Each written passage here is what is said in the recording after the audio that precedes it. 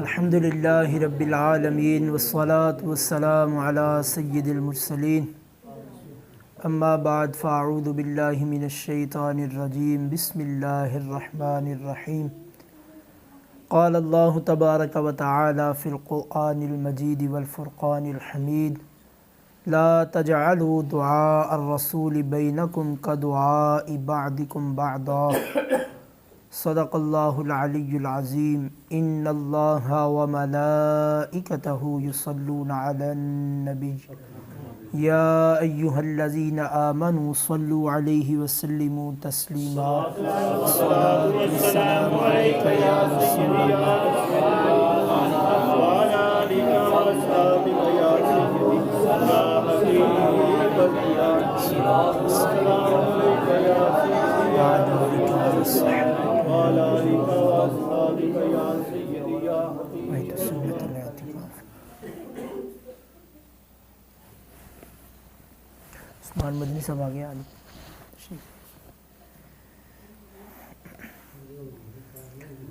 سنن ابن ماجہ شریف کی روایت ہے، حضرت علی شیر خدا کرم اللہ تعالی وجہہ الکریم ارشاد فرماتے ہیں کہ میں نبی پاک صلی اللہ تعالی علیہ وآلہ وسلم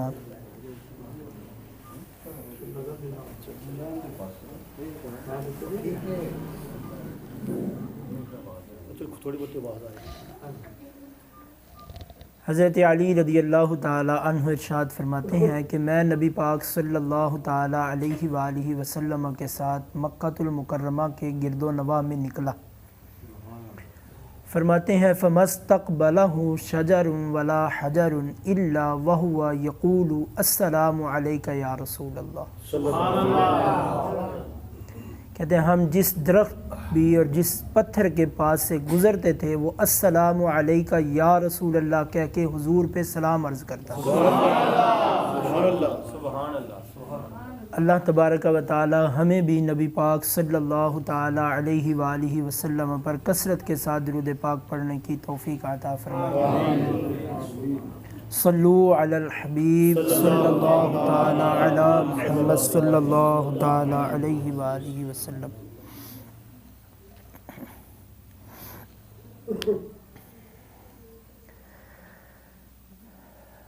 جو آیت میں نے آپ کے سامنے عرض کی ہے خطبے میں،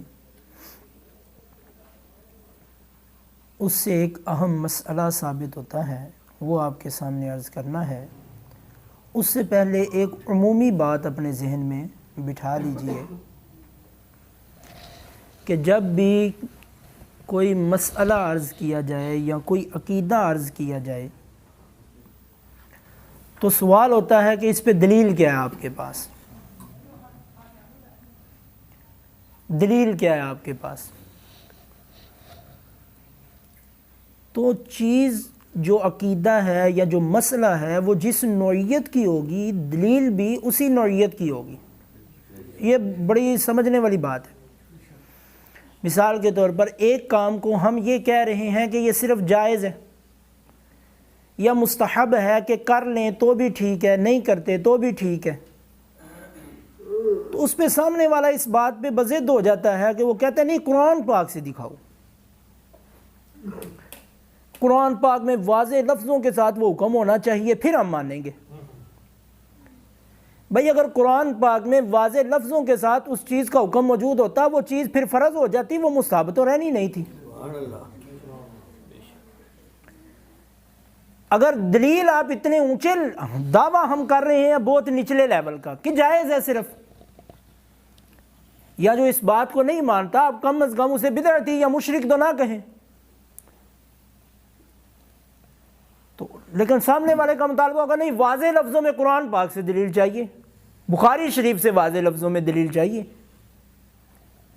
بھئی جب دعویٰ نچلی سطح کا ہے تو دلیل اتنی بلند سطح کی کیوں طلب کر رہے ہیں؟ اگر بلند سطح کی دلیل ہوتی اس بات پہ تو پھر ہم بھی اسے صرف جائز یا مستحب تک نہ رکھتے، پھر ہم بھی کہہ دیتے کہ یہ فرض ہے اور اس کے ماننے والے کے لیے ضروری ہے کہ اسے مانے، اگر نہیں مانے گا تو دائرہ اسلام سے نکل جائے گا، کیونکہ دلیل پاورفل ہو جانی ہے۔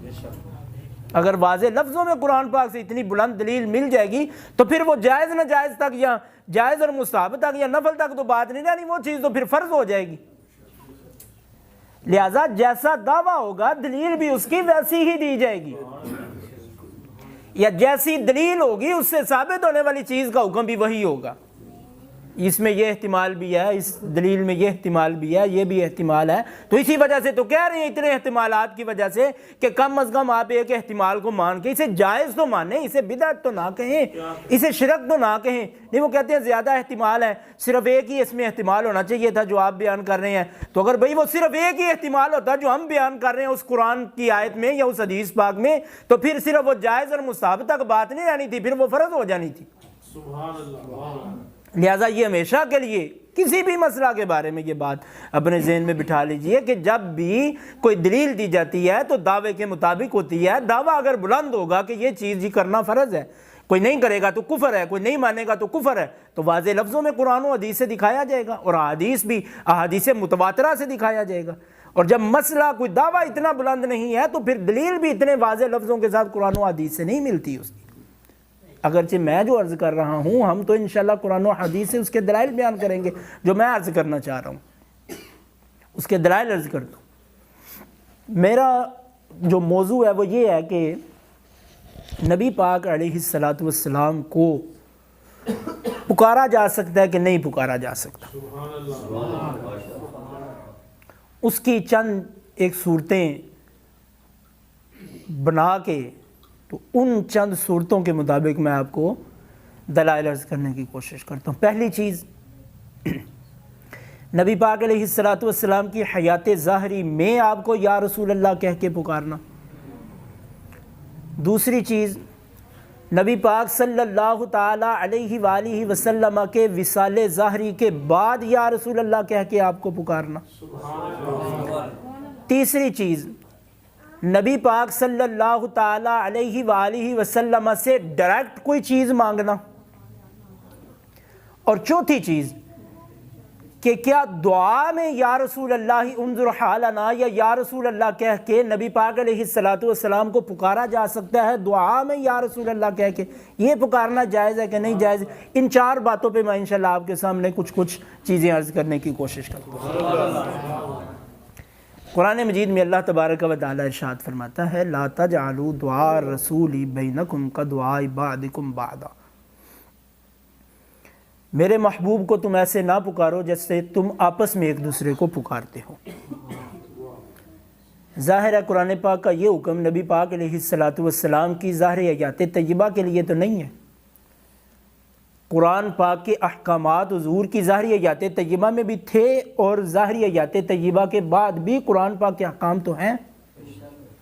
اور خاص اس آیت کے بارے میں شرح شفا میں ملا علی قاری علیہ الرحمہ، جنہوں نے 10 سال تک بلا معاوضہ حرم پاک کے اندر امامت کروائی ہے، اور 10 سال تک حدیث رسول کا درس جنہوں نے حرم کعبہ کے اندر دیا ہے، وہ امام اللہ علی قاری شرح شفا کے اندر ارشاد فرماتے ہیں، اور اسی طرح علامہ ساوی تفسیر ساوی کے اندر یہ بات اس آیت کے تحت فرماتے ہیں ھذا فی حیاتہ وقضا بعد وفاتہ فی جمیع مخاطباتہ، کہ یہ حکم صرف نبی پاک علیہ الصلاۃ والسلام کی ظاہری حیات طیبہ تک محدود نہیں ہے، بلکہ اس حکم کا تعلق حضور کی ظاہری حیات طیبہ کے ساتھ بھی ہے، اور حضور کے وصال ظاہری کے بعد بھی اس آیت کا یہی حکم ہے۔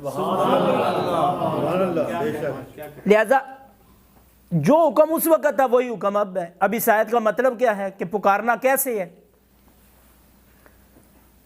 تو چونکہ اس پکارنے کا تعلق حضور کی ظاہری حیات طیبہ کے ساتھ بھی ہے اور حضور کی ظاہری حیات طیبہ کے بعد بھی ہے، تو جو پکارنے کا انداز مفسرین کرام نے بیان کیا ہے وہ حضور کی ظاہری حیات طیبہ میں بھی لاگو ہوگا اور حضور کی ظاہری حیات طیبہ کے بعد بھی لاگو ہوگا، کیونکہ اس آیت کا حکم حضور کی ظاہری حیات طیبہ کے ساتھ بھی ہے اور حضور کی ظاہری حیات طیبہ کے بعد بھی ہے۔ تو جو پکارنے کا انداز صحابہ کرام علیہم رضوان سے مروی ہوا اور مفسرین نے اس کا خلاصہ اپنی تفسیر میں بیان کیا، تو وہ پکارنے کا انداز حضور علیہ الصلاۃ والسلام کی ظاہری حیات طیبہ میں بھی ہوگا، وصال ظاہری کے بعد بھی ہوگا۔ وہ انداز کیا ہے؟ اس آیت کے تحت تفسیر جلالین میں ارشاد فرماتے ہیں مفسر، تفسیر جلالین یہ بڑی عمدہ تفسیر ہے۔ امام اہل سنت شاہ امام محمد رضا خان فاضل بریلوی علیہ الرحمہ نے اس کی بڑی وضاحت کے ساتھ اس کی شان بیان کی ہے، یا اس کے بارے میں کلمات مدح و ثنا بیان کیا کہ بڑی اچھی تفسیر کی کتاب ہے، کہ اس میں عمدہ اقوال بیان کیے جاتے ہیں، راجع اقوال بیان کیے جاتے ہیں، مختصر الفاظ میں بیان کیے جاتے ہیں۔ اس میں مفسر اس آیت کے تحت فرماتے ہیں حضور کو تم نے اس طرح پکارنا ہے، بل قولوا یا نبی اللہ یا رسول اللہ فی لین و تواضع و خفض صوت، کہ تم نے یا نبی اللہ پیار کے ساتھ، نرمی کے ساتھ، عاجزی کے ساتھ اپنی آواز کو پست کر کے حضور علیہ السلام کو جو پکارنے کا طریقہ ہے وہ یہ ہے کہ تم نے ان کو یا رسول اللہ اور یا نبی اللہ کہہ کے پکارنا ہے۔ لہٰذا یہ بات ثابت ہو گئی قرآن پاک کی آیت کو مد نظر رکھتے ہوئے اور تفسیر کو مد نظر رکھتے ہوئے کہ حضور کو ظاہری آیات طیبہ میں بھی یا نبی اللہ اور یا رسول اللہ کہہ کے پکارا جا سکتا ہے، اور اب بھی پکارا جا سکتا ہے۔ اب حضور کی ظاہری آیات طیبہ کی طرف چلتے ہیں، اور چند ایک باتیں میں آپ کو عرض کرتا ہوں، پھر آگے حضور کی آیات ظاہری کے بعد کی طرف چلتے ہیں، پھر اس میں قرب و بعد کی بھی انشاءاللہ بات کرتے ہیں۔ سب سے پہلی بات تو یہ ہے قرآن مجید میں حضور کی ظاہری آیات طیبہ میں یا کے ساتھ حضور کو پکارنا، یہ قرآن مجید کی متعدد آیات میں موجود ہے۔ کہیں یا ایھا النبی کہہ کے پکارا گیا، یا ایھا النبی حسبک اللہ ومن اتبعک من المؤمنین، کہیں فرمایا یا ایھا النبی حرض المؤمنین علی القتال، کہیں فرمایا یا ایھا النبی قل لمن فی ایدیکم من الاسری، کہیں فرمایا یا ایھا النبی جاہد الکفار والمنافقین واغلظ علیہم، کہیں فرمایا یا ایھا النبی اتق اللہ ولا تطع الکافرین والمنافقین، یا کے ساتھ پکارا گیا، کہیں فرمایا یا ایھا الرسول بلغ ما انزل الیک من ربک، کہیں فرمایا یا ایھا الرسول لا يحزنك الذين يسارعون في الكفر، کہیں یا ایھا المزمل کہہ کر، اور کہیں رب نے اپنے محبوب کو یا ایھا المدثر کہہ کر خطاب فرمایا۔ تو یا کے ساتھ پکارنا حضور کی ظاہری آیات طیبہ میں، یہ تو قرآن مجید میں بڑی زیادہ آیات کے اندر موجود ہے۔ صحیح احادیث کی طرف چلیں تو جبریل امین بخاری شریف کی حدیث ہے جسے حدیث جبریل کہتے ہیں، وہ بارگاہ رسالت میں حاضر ہوئے، کچھ سوال کیے، بڑی طویل حدیث پاک ہے۔ انہوں نے ایمان کے بارے میں پوچھا، اسلام کے بارے میں پوچھا، قیامت کے بارے میں پوچھا، قیامت کی نشانیوں کے بارے میں پوچھا، احسان کے بارے میں پوچھا، یہ چیزیں انہوں نے بشری صورت کے اندر آ کے نبی پاک علیہ السلام سے پوچھی۔ اس میں بھی انہوں نے حضور علیہ السلام کو یا محمد یعنی یا کے ساتھ خطاب کیا صلی اللہ علیہ وسلم۔ پھر ایسے ہی صحیح مسلم شریف کی حدیث پاک ہے، حضرت براء بن عازب رضی اللہ تعالیٰ عنہ اس حدیث پاک کے راوی ہیں، صحیح مسلم کی حدیث نمبر 7522۔ وہ کہتے ہیں کہ نبی پاک علیہ السلام جب مدینہ منورہ تشریف لائے تو اب ہر ایک کی خواہش تھی کہ حضور ہمارے مہمان بنیں، ہمارے گھر میں تشریف لائیں۔ نبی پاک علیہ السلام نے ارشاد فرمایا میں بنو نجار کے پاس جاؤں گا، وہ عبد المطلب کے رشتہ دار بھی ہیں، عزت والے بھی ہیں۔ جب حضور تشریف لے آئے، یہ تفصیل کے ساتھ واقعہ ہم سنتے رہتے ہیں، حضور مدینہ منورہ تشریف لائے، پھر کیا ہوا؟ وہ کہتے ہیں فصعد الرجال والنساء فوق البیوت وتفرق الغلمان والخدم فی الطرق ینادون یا محمد یا رسول اللہ یا محمد یا رسول اللہ۔ عورتیں اور مرد چھتوں پہ چڑھ گئے، غلام اور خادمین اور بچے وہ راستوں کے اندر پھیل گئے اور وہ پکار رہے تھے، یعنی یہ نعرہ لگا رہے تھے حضور کی آمد پہ یا محمد یا رسول اللہ صلی اللہ علیہ وسلم۔ تو یہ صحابہ کرام علیہم رضوان کا حضور کی ظاہری آیات طیبہ میں، اور بھی میں نے شجر و حجر کا عرض کیا شروع میں سنن ابن ماجہ شریف کی حدیث پاک سے کہ شجر و حجر بھی حضور علیہ السلام کو السلام علیکہ یا رسول اللہ کہہ کے پکارا کرتے تھے، صحابہ کرام علیہم رضوان بھی حضور کو یا رسول اللہ کہہ کے پکارتے تھے۔ تو یہ حضور علیہ السلام کو ظاہری آیات طیبہ کے اندر یا رسول اللہ کہہ کے پکارنا، یہ تو قرآن و حدیث مالا مال ہے اس بات پہ۔ اگلی بات کی طرف ہم چلتے ہیں۔ حضور علیہ السلام کی آیات ظاہری کے بعد نبی پاک علیہ السلام کو یا کے ساتھ پکارنا، اس میں بھی دو طرح کی صورتحال ہے۔ ایک یہ کہ حضور کو روضہ انور پر حاضر ہو کر پکارا جائے، اور ایک یہ کہ ہم یہاں سے پکاریں۔ تو اس بات پہ بڑی ضد کی جاتی ہے کہ قریب رہ کر تو پکار سکتے ہیں، دور سے نہیں پکار سکتے۔ یا کے ساتھ وہاں چلے جائیں گے تو پھر السلام علیکہ یا رسول اللہ کہنے میں حرج نہیں، اور اگر دور سے ہم پکاریں گے تو پھر دور سے یا کے ساتھ نہیں پکار سکتے، یہ جی شرک ہو جائے گا۔ یا کے ساتھ دور سے نہیں پکار سکتے۔ ایک بات تو یہ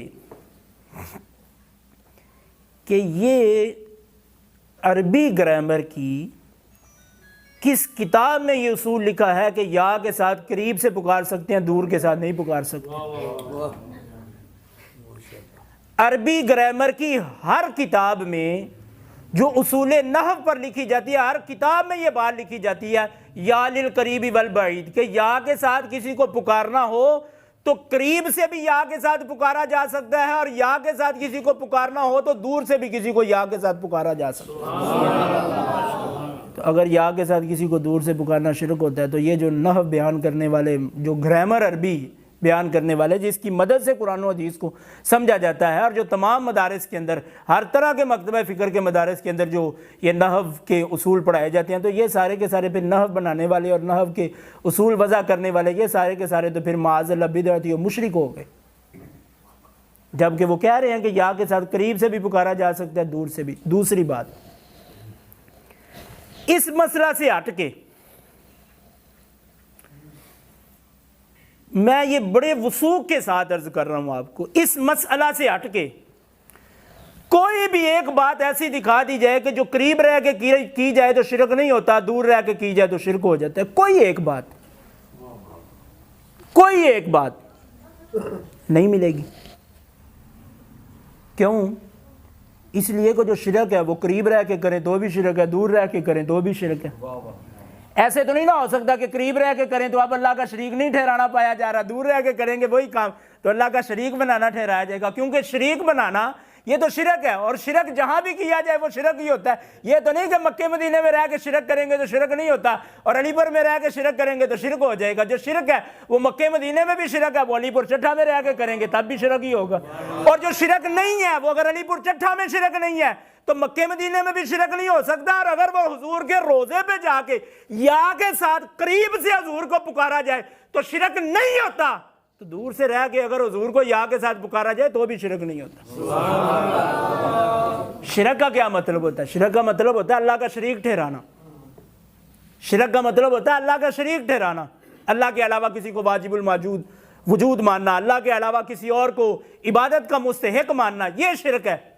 تو کیا ایسا ہو سکتا ہے کہ مدینے میں جا کے کہیں کہ یہ اللہ تعالیٰ کے علاوہ بھی عبادت کا مستحق ہے تو شرک نہیں ہوگا، اور ادھر آگے کہیں کہ یہ اللہ کے علاوہ عبادت کا مستحق ہے تو یہاں آ کے شرک ہو جائے گا؟ بھئی اگر وہاں شرک نہیں ہے تو یہاں بھی شرک نہیں ہے، اور یہ اللہ کا شریک ٹھہرانا جس کی میں نے مثال عرض کی ہے، یہ وہاں بھی شرک ہے یہاں بھی شرک ہے۔ ایسے نہیں ہوتا کہ شرک یہاں کریں گے تو شرک نہیں ہوتا، وہاں یہ کام کریں گے تو شرک ہو جائے گا، ادھر کریں گے تو نہیں ہوتا، ادھر کریں گے تو ہو جائے گا۔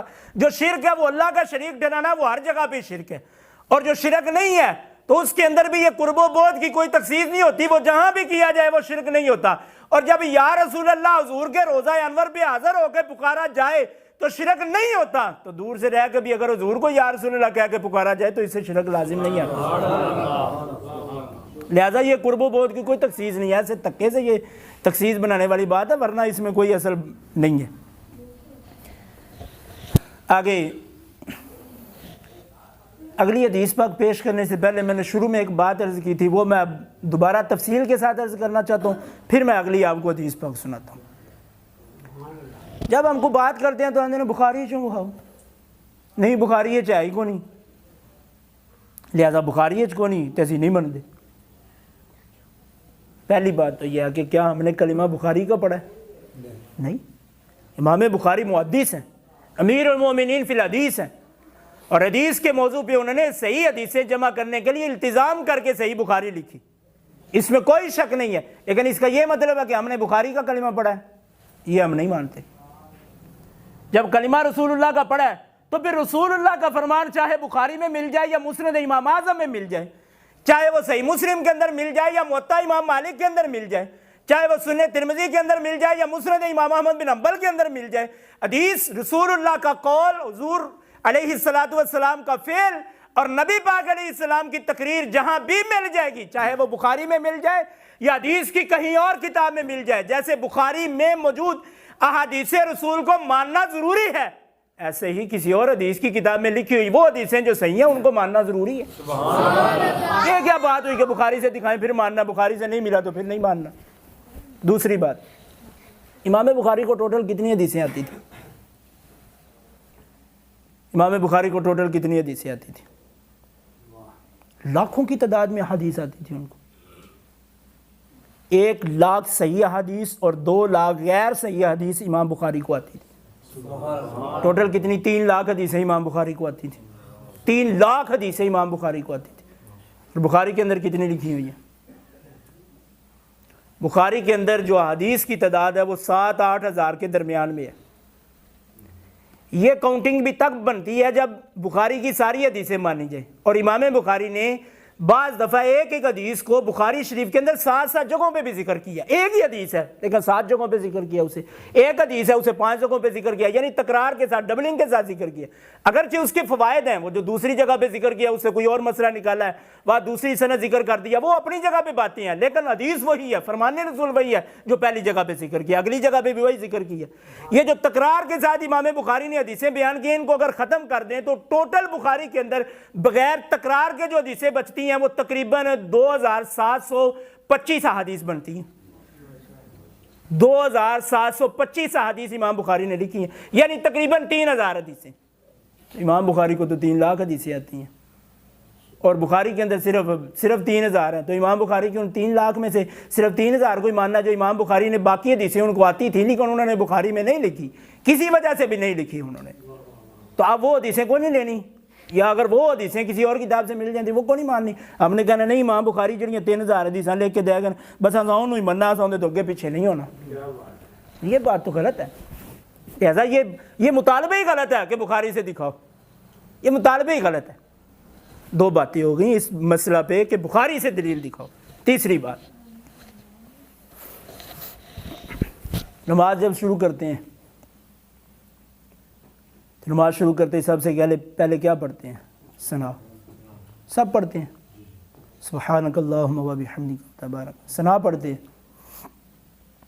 امام بخاری نے نماز میں ثنا پڑھنے سے متعلق بخاری شریف کے اندر ایک بھی حدیث نہیں لکھی، ایک بھی حدیث ثنا نماز میں پڑھنے کے بارے میں امام بخاری نے نہیں لکھی۔ کوئی دکھا دے، نہیں دکھا سکتے، لکھی نہیں ہے، تو کیا آپ نماز میں ثنا پڑھنا چھوڑ دیں کیونکہ امام بخاری نے بخاری میں لکھی کوئی نہیں؟ بخاری سے تو ثنا کا حوالہ ہی نہیں مل رہا، تو بخاری سے جب ثنا کا حوالہ نہیں ملے گا تو اب نماز میں ثنا پڑھنا چھوڑ دیں گے؟ ایسا کسی نے نہیں کبھی کہا، سارے پڑھتے ہیں، سارے اسے سنت ہی سمجھتے ہیں۔ ایک اور مسئلہ، بڑا اہم مسئلہ ہے، مزارات پہ جاتے ہیں،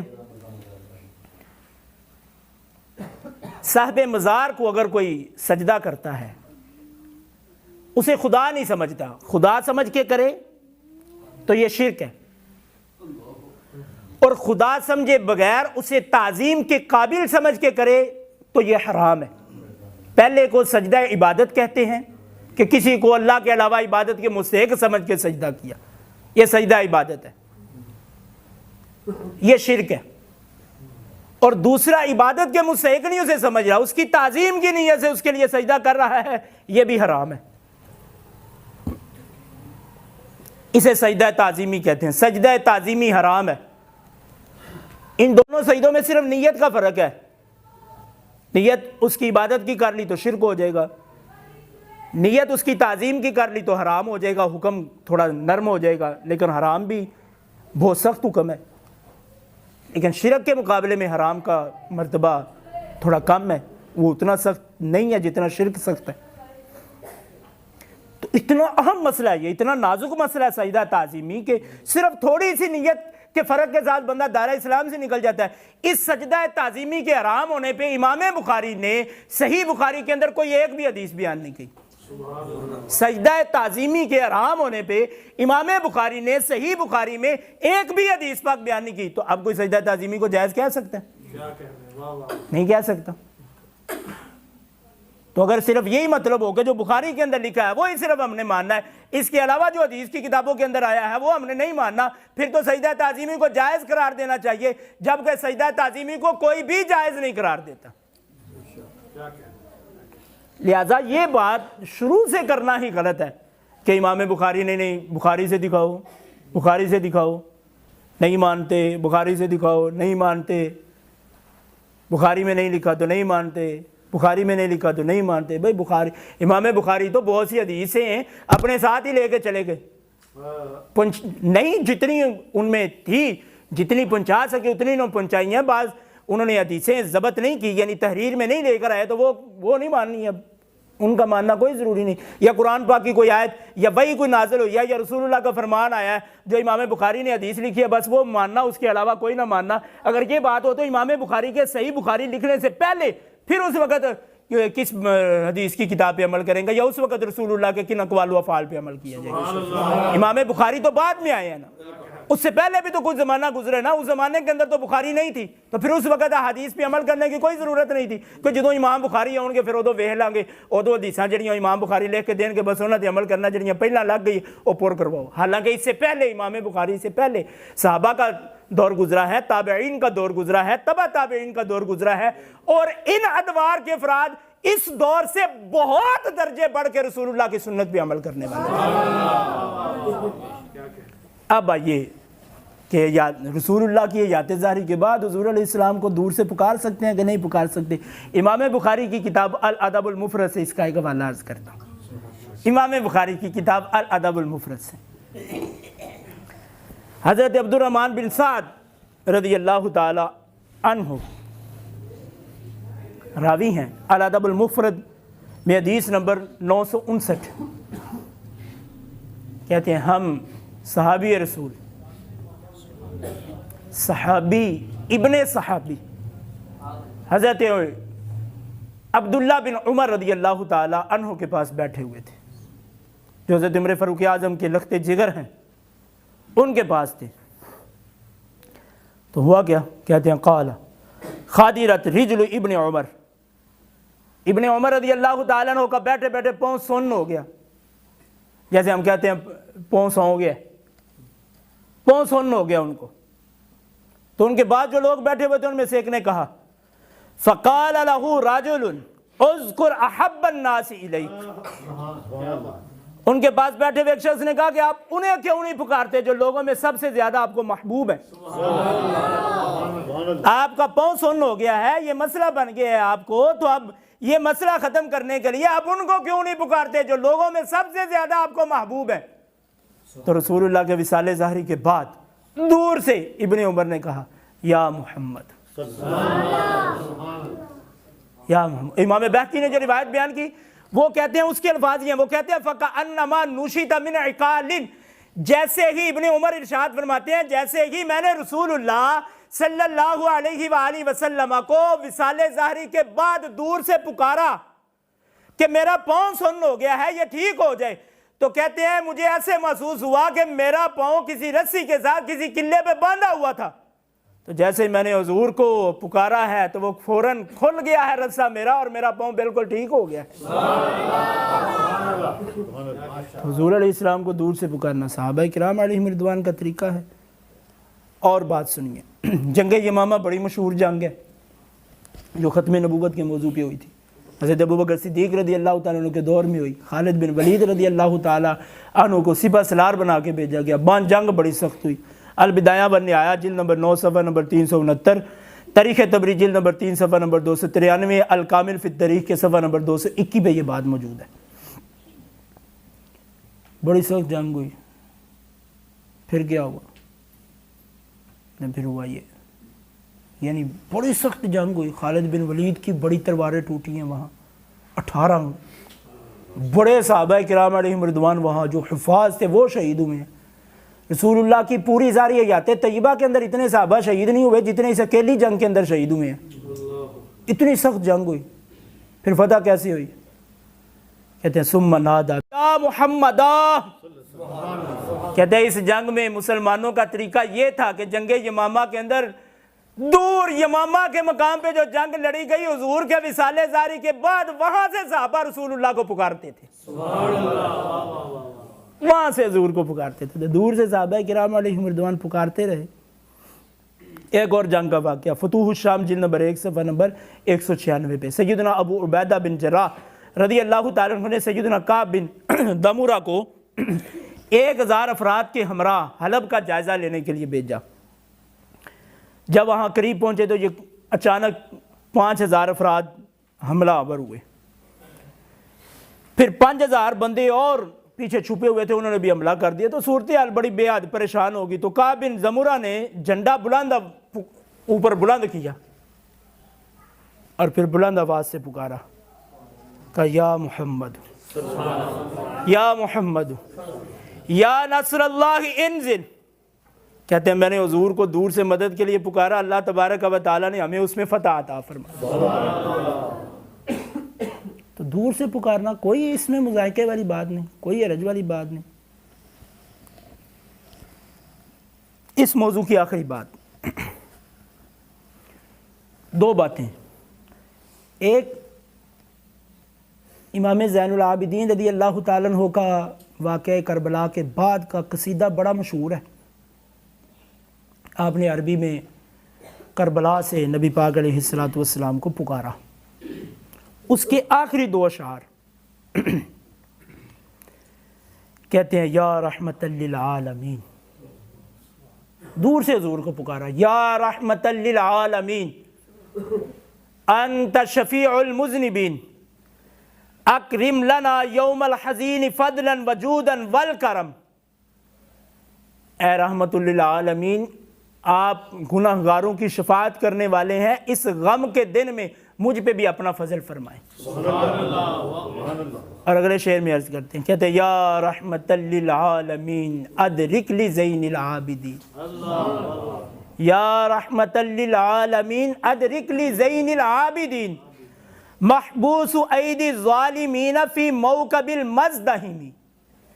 کہتے ہیں رحمت للعالمین زین العابدین کی خبر لیجئے, یہ دشمنوں کے جھرمٹ میں ان کے ہاتھوں میں ظلم کی چکی میں پس رہے ہیں, ان کی خبر لیجئے. تو امام زین العابدین نے دور سے پکارا کہ نہیں پکارا؟ اور حضور کو مدد کے لیے پکارا, اور ڈائریکٹ پکارا یا حضور کا وسیلہ دے کے پکارا؟ ڈائریکٹ پکارا, وسیلہ نہیں دیا کہ یا اللہ تو میری مدد کر حضور کے وسیلے سے, وہ بھی جائز ہے. لیکن امام زین العابدین کا نظریہ یہ ہے کہ اگر حضور سے ڈائریکٹ بھی کوئی چیز مانگی جائے تو حضور عطا فرماتے ہیں. صحیح مسلم شریف کی ایک حدیث پاک بھی سنیے. صحیح مسلم شریف کی حدیث پاک سننے سے پہلے یہ بات سن لیں کہ ہماری نماز میں اتحیات میں السلام علیکہ ایھا النبی نہیں کہتے, اے نبی آپ پر سلام ہو. تو یا ایھا النبی, یہ وہی بات تو ہے یا کے ساتھ پکارنے والی, اور کیا ہے یہ؟ تو اگر نماز کے اندر یا کے ساتھ نبی پاک کو پکارا جائے تو شرک نہیں ہوتا, تو نماز کے بعد اگر یا کے ساتھ پکاریں گے تو پھر بدعتی یا مشرک ہو جائیں گے. کیوں ہو جائیں گے؟ پھر یہ بھی کہتے ہیں کہ یہ تو حقائق کے طور پہ ہے. حقائق کے طور پہ نہیں ہے, ہمارے علماء نے بلکہ صوفیات تک نے یہ بات لکھی ہے کہ جب نمازی کو چاہیے کہ جب نماز میں السلام علیکہ ایھا النبی کہے تو اپنے ذہن میں نبی پاک علیہ السلام کو لے کے آئے اور یہ تصور کرے کہ حضور میرے سامنے یار میں حضور علیہ السلام پہ صلاۃ والسلام عرض کر رہا ہوں. دور سے پکارنا یہ مسئلہ ہی کوئی نہیں. ایسے یہ مطلب کہ جان بوجھ کے ضد کرنے والی بات ہے, ورنہ تو اتنی زیادہ حدیث ہے اس موضوع پہ. دعا میں یا رسول اللہ کہہ کے پکارنا, حضور سے ڈائریکٹ مانگنا. حدیث طیبہ میں موجود ہے بخاری شریف کے اندر, نبی پاک صحیح مسلم شریف کے اندر حدیث نمبر 499, ربیعہ بن کعب اسلمی رضی اللہ تعالیٰ عنہ کہتے ہیں میں حضور کے ساتھ تھا, آپ کو وضو کروایا تو حضور علیہ السلام خوش ہوئے اور مجھے فرمایا فقال علی سل, اے ربیعہ مانگ کیا مانگتا ہے؟ یہ نہیں کہا کہ ربیہ دنیا کی چیز مانگنا، آخرت کی نہ مانگنا، ربیہ جو میرے پاس موجود ہے یہ مانگنا، کوئی اور چیز نہ مانگ لینا۔ تمہیں پتہ تو ہے کہ میں نے فقر اختیاری اختیار کیا ہوا ہے، اس وجہ سے بس وہ جو فقر اختیاری میں چیزیں آتی ہیں بس وہ مانگنا، بلکہ مطلق کہا سل۔ ربیہ مانگ کیا مانگتا ہے؟ انہوں نے کیا مانگا؟ عرض کرتے اسألک مرافقتک فی الجنہ۔ سبحان اللہ۔ اے اللہ کے رسول میں آپ سے اللہ سے بھی مانگ سکتے تھے، وہ بھی جائز ہے، لیکن ڈائریکٹ کہا اسألک، میں آپ سے مانگتا ہوں، آپ سے سوال کرتا ہوں، کس چیز کا؟ مرافقتک فی الجنہ، اے اللہ کے رسول مجھے جنت میں اپنا پڑوس عطا فرما دیجیے۔ کیا کہیں کیا کہیں؟ تو اب یہ کہہ سکتے ہیں کہ نبی پاک کے اختیار میں صرف دنیا کی چیزیں تھی، آخرت کی چیزیں نہیں تھی؟ یہ تو اب پتہ ہی کوئی نہیں نا کہ کل قیامت کے دن کس کے ساتھ کیا ہونا ہے۔ وہ بات مانگ لی تو حضور آگے سے فرما دیتے یہ تم نے کیا مانگا؟ مجھ سے دنیا کی چیز مانگو، آخرت کی کیوں مانگتے ہو؟ پھر آخرت میں بھی تم نے جنت مانگ لی، پھر جنت میں بھی میرے ساتھ پڑوس مانگ لیا، اتنی چیزیں مانگ رہے ہو۔ تو نبی پاک علیہ السلام نے ارشاد فرمایا فقال لہ او غیر ذالک، یہ تمہاری پوری کر دی، اس کے علاوہ بھی کچھ مانگنا ہے تمہارا؟ سبحان اللہ۔ تو کہنے لگے قلت وذاک، میں نے عرض کیا حضور نہیں بس یہی، یہ مل گیا تو پھر اس کے علاوہ اور کیا چاہیے؟ جنت بھی مل گئی، پھر جنت میں آپ کا پڑوس بھی مل گیا، پھر اس کے علاوہ اور کیا چاہیے؟ تجھ سے تجھی کو مانگ کر مانگ لی ساری کائنات۔ جب حضور سے حضور کو ہی مانگ لیا اور مل گئی، اور پھر جنت میں بھی ابدی حضور کا پڑوس مل گیا، تو پھر اب اس کے علاوہ اور کیا چاہیے؟ اب پھر اور مانگنے والی کو بات ہی پیچھے نہیں بچتی۔ تو ڈائریکٹ مانگا، وسیلے کے ساتھ نہیں مانگا، ڈائریکٹ مانگا۔ دعا میں یا رسول اللہ کہنے پہ بھی ایک حدیث پاک عرض کروں۔ یہ حدیث پاک امام بہقی نے دلائل النبوہ میں، اپنی کتاب المعجم الصغیر میں، اپنی کتاب المعجم الکبیر میں، مجمع الزوائد میں، الترغیب والترہیب میں، حدیث کی ان 5 کتابوں کے اندر یہ حدیث پاک موجود ہے، اور اس حدیث کا جو آخری حصہ ہے وہ سنن ابن ماجہ شریف کے اندر بھی موجود ہے۔ آخری حصے کا واقعہ وہ چونکہ نبی پاک علیہ السلام کے دور سے متعلق ہے تو اس لیے وہ سنن ابن ماجہ شریف کے اندر بیان کیا گیا، اور یہ جو میں آپ کو واقعہ بیان کرنے لگا ہوں شروع سے، تو یہ نبی پاک علیہ السلام کی ظاہر حیات طیبہ کے بعد ہوا ہے، تو اس لیے میں دونوں کو، چونکہ وہ ان حدیث کی 5 کتابوں میں دونوں واقعات لکھے ہوئے ہیں، تو میں دونوں آپ کو شروع سے عرض کرتا ہوں۔ عثمان بن حنیف رضی اللہ تعالی عنہ صحابی رسول ہے، ان کے پاس ایک شخص آیا، حضرت عثمان غنی رضی اللہ تعالیٰ عنہ کے دور کی یہ بات ہے۔ آیا تو کہنے لگا کہ مجھے ایک کام ہے خلیفۃ المسلمین سے، تو کافی دفعہ گیا ہوں تو میرا کام نہیں ہوا، حاجت ہے کوئی تو پوری نہیں ہوئی میری۔ ان سے شکایت کی کہ میں اب کیا کروں، میری طرف وہ التفات نہیں فرماتے، حاجت پہ نظر کرم نہیں کرتے، کیا کروں؟ فرمایا تم وضو کرو، 2 رکعت نفل پڑھو، پھر اس کے بعد یہ دعا کرو۔ کیا دعا؟ اللہم انی اسألک، اے اللہ میں تجھ سے سوال کرتا ہوں، وَأَتَوَجَّهُ إِلَيْكَ بِنَبِيِّنَا مُحَمَّدٍ النَّبِيِّ الرَّحْمَةِ صلی اللہ علیہ وسلم، اور اے باری تعالیٰ میں تیری طرف متوجہ ہوتا ہوں نبی پاک علیہ السلام کے وسیلے سے، اور پھر یہ کہ یا محمد، اب ہمارے دور میں کیا لیتے یا رسول اللہ، دعا میں یہ 2 رکعت نفل پڑھنے کے بعد دعا مانگنے کا کہا، اس دعا میں وہ یہ دعا کر رہے ہیں۔ اب یہ بھی بعد میں بعض دفعہ ذہن میں آ جاتے ہیں کہ دعا میں آپ یا رسول اللہ کہہ سکتے ہیں کہ نہیں کہہ سکتے؟ کہہ سکتے ہیں، صحابہ رسول کہہ رہے ہیں یا محمد یا رسول اللہ انی اتوجہ بک الی ربی، حضور توجہ فرمائیں، میں اپنے رب کی طرف متوجہ ہو رہا ہوں، آپ بھی میری سفارش فرمائیں، میری آپ بھی سفارش فرمائیں۔ پھر کہا کہ اپنی آگے حاجت ذکر کرنا، کیا حاجت ہے؟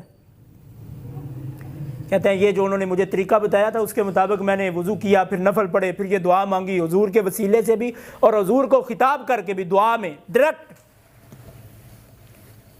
میں اگلے دن عثمان غنی رضی اللہ تعالیٰ عنہ کے دربار پہ گیا تو جو آپ کا بواب تھا، دربان، مجھے اس نے خود ہی پکڑا اور لے جا کے عثمان غنی رضی اللہ تعالیٰ عنہ کے پاس بٹھا دیا۔ آج آ کے بات بھی کوئی نہیں ہوئی، آج بس دروازے پہ پہنچا۔ یہ کام کرنے کے بعد جب حضور کے وسیلے سے دعا کی اور نبی پاک علیہ الصلوۃ والسلام سے ڈائریکٹ خطاب کیا دعا کے اندر، اس کے بعد اور کچھ بھی نہیں ہوا۔ میں کہتے ہیں میں عثمان غنی کے دروازے پہ گیا تو باب مجھے عثمان غنی رضی اللہ تعالیٰ عنہ کے پاس لے گیا، تو مجھے انہوں نے پوچھا بتاؤ تمہارا کیا کام ہے؟ میرا کام کر دیا۔ پھر مجھے کہنے لگے آئندہ بھی کوئی کام ہو تو آ جایا کرو، آئندہ بھی تمہارا کام کر دیا کریں۔